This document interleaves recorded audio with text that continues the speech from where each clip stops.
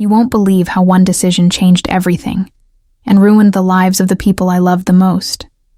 But before we get into that, if you're new here, welcome to Infidelity Tales. Make sure to subscribe and hit that like button. It takes just a second, but it fuels us to keep sharing these powerful stories. Now, let's dive in.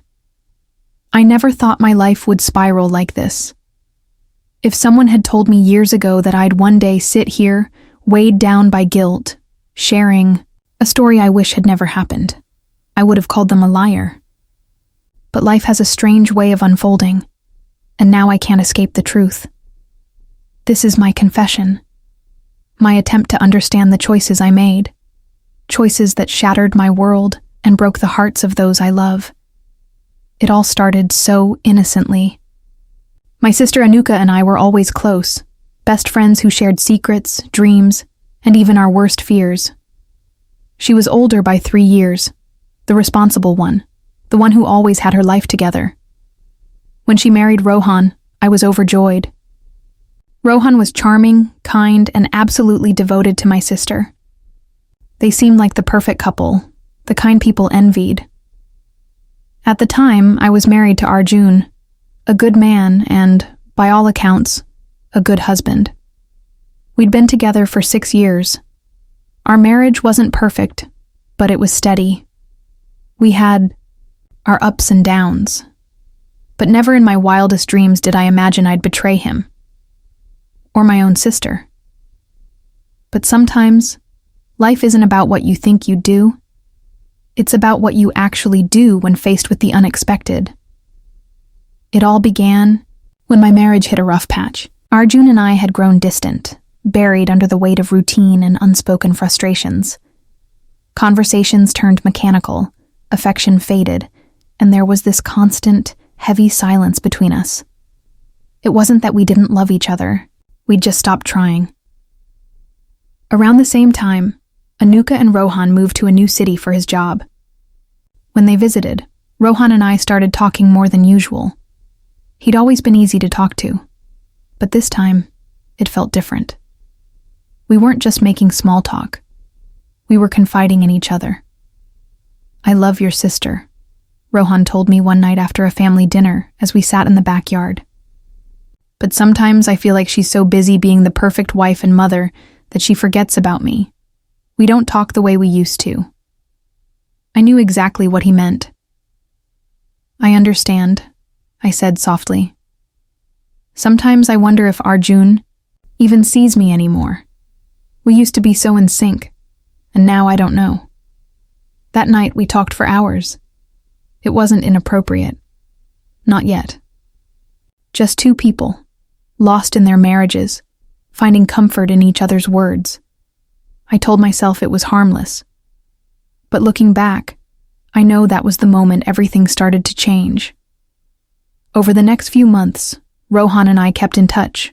At first, just casual check-ins.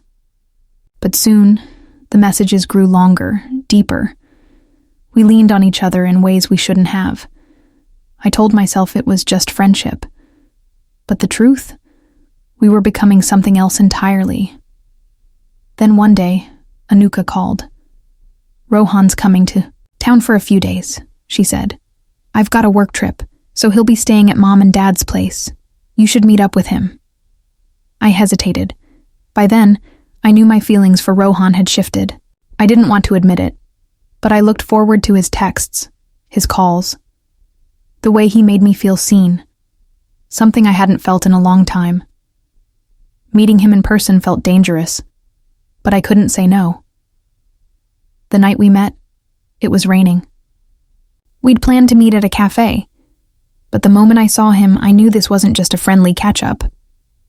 There was something in his eyes, and something in my heart that told me we were standing at the edge of something irreversible, and neither of us had the strength to step back. We spent hours together, just like that night in the backyard, laughing, reflecting on old times, and opening up in ways we never had before. And when it was finally time to say goodbye, he reached for my hand.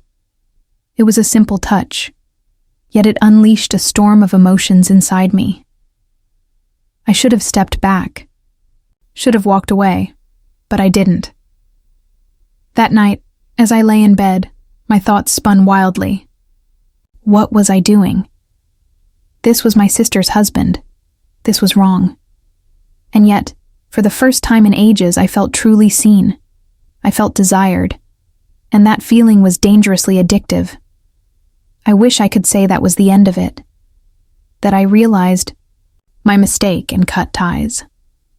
But the truth is, that fleeting moment was only the beginning. I kept telling myself it was harmless. We were just talking, just sharing thoughts. But deep down, I knew better. After that evening at the cafe, Rohan and I started speaking more often. Our messages grew longer, our conversations more intimate. What began as comfort turned into something I didn't dare name. Every time my phone buzzed, my heart raced.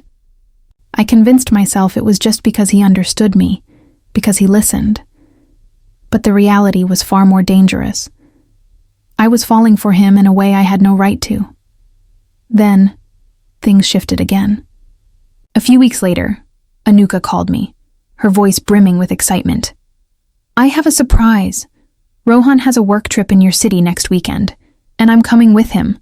We'll stay at a hotel, but we must spend time together, just like old times." My stomach twisted. She had no idea what had been happening. No clue about the conversations her husband and I had been having. I should have felt relief. Her presence would force me to keep my distance. But instead, all I felt was panic. When they arrived, I plastered on a smile and hugged them both, pretending everything was fine.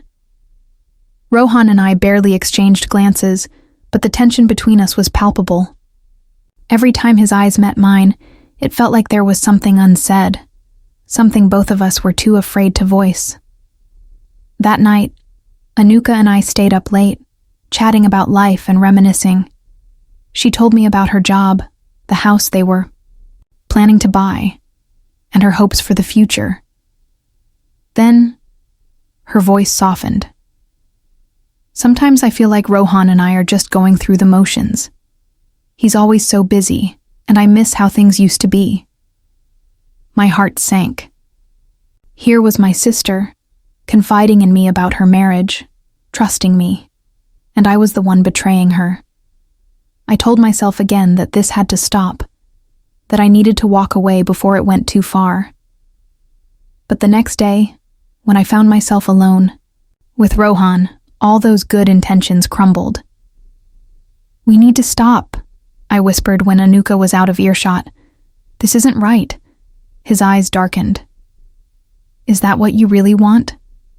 I couldn't answer, because the truth was I didn't want it to end. Nothing inappropriate happened that weekend. We kept our distance, careful not to give Anuka any reason to suspect. But after they left, the messages resumed, and the emotions that had been building didn't fade. If anything, the distance made them stronger. Then one evening, everything changed.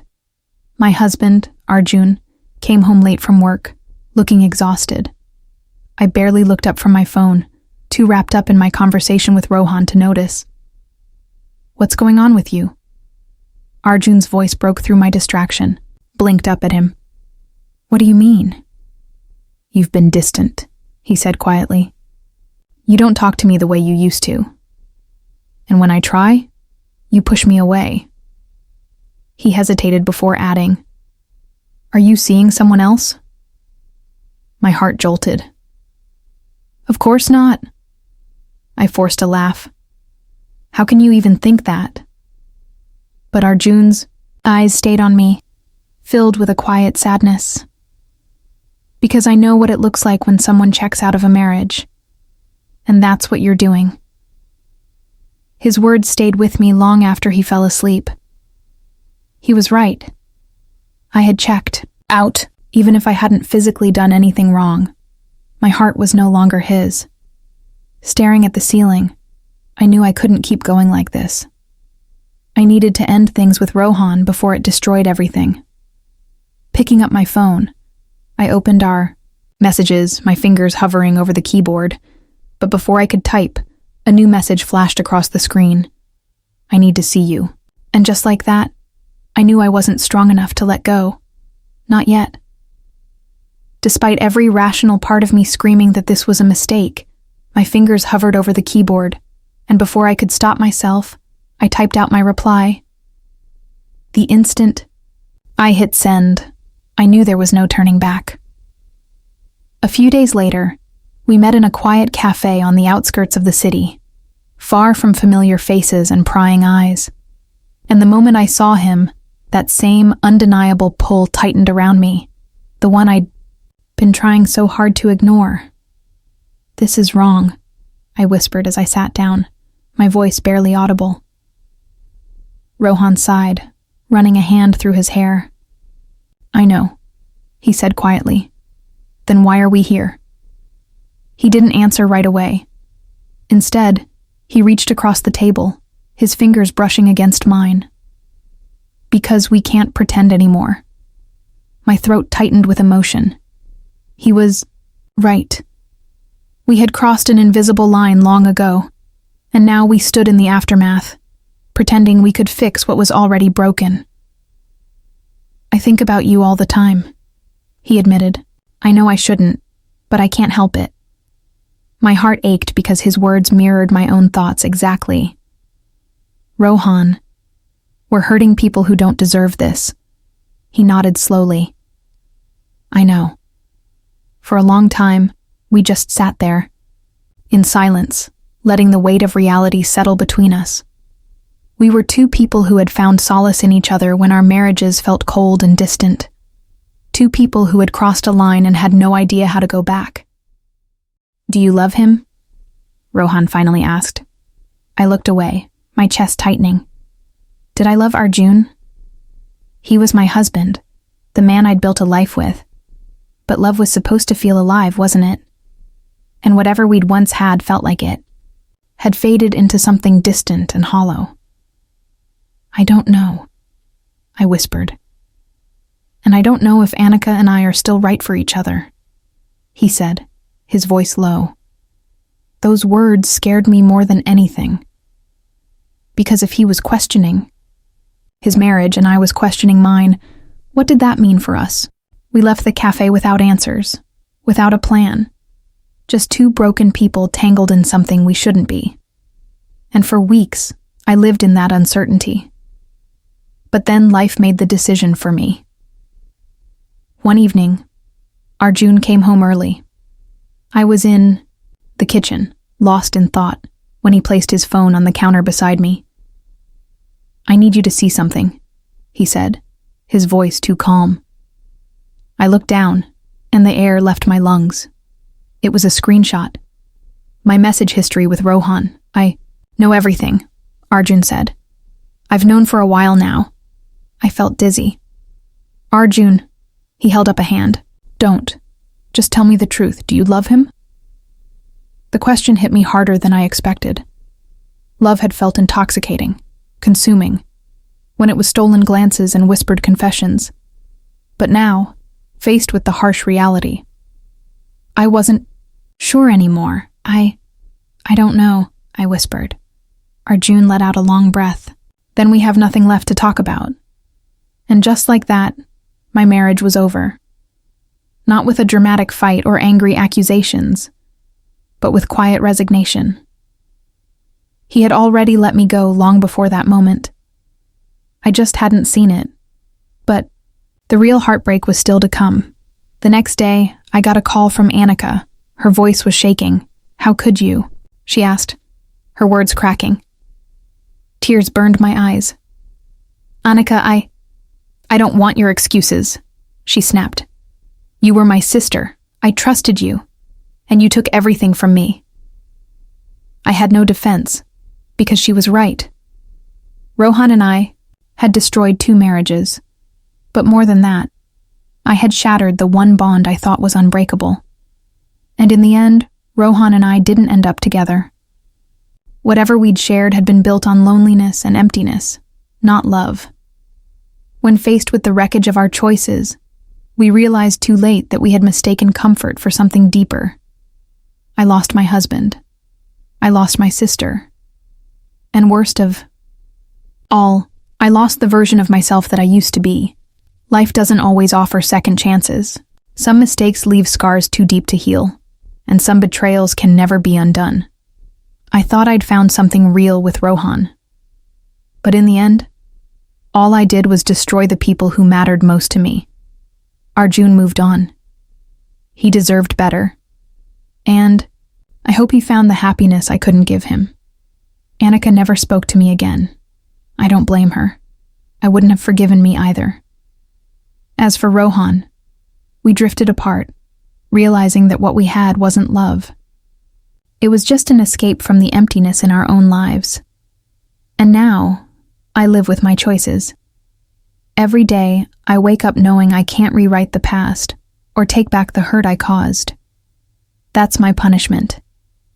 Because no matter how much time passes, I will always be the woman who betrayed her own sister. This is my story. A story of choices, consequences, and loss. And if there's one thing I've learned, it's this. Some mistakes cost you everything. And sometimes, the people you love, most are the ones you lose forever.